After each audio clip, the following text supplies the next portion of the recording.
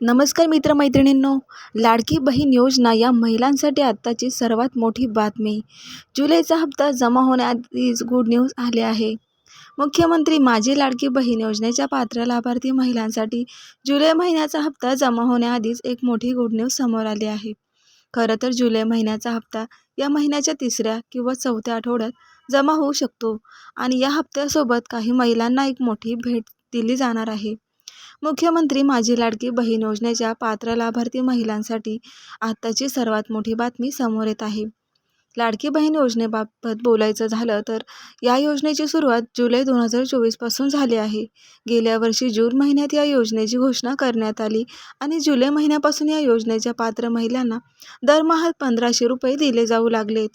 या योजनेच्या पात्र लाभार्थी महिलांना आतापर्यंत एकूण 12 हप्ते देण्यात आले आहेत. या योजनेला नुकताच 12 महिन्यांचा काळ पूर्ण झाला असून पात्र महिलांच्या खात्यात जुलै 2024 ते जून 2025 या कालावधीमधील एकूण 12 हप्ते वर्ग करण्यात आले आहेत. या योजनेचा 12वा हप्ता जुलै महिन्याच्या पहिल्या आठवड्यात पात्र महिलांच्या खात्यात जमा करण्यात आला.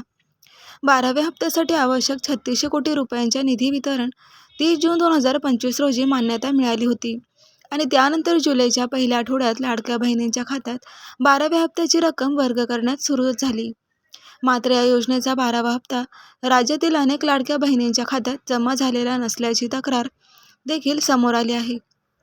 दरम्यान अशी सगळी परिस्थिती असताना सरकारकडून कोणतीच अधिकृत माहिती देण्यात आली नाहीये. त्यामुळे खरंच जुलै महिन्याच्या हप्त्यासोबत जून महिन्याचा हप्ता सुद्धा मिळणार का ही गोष्ट विशेष पाहण्यासारखी ठरणार आहे.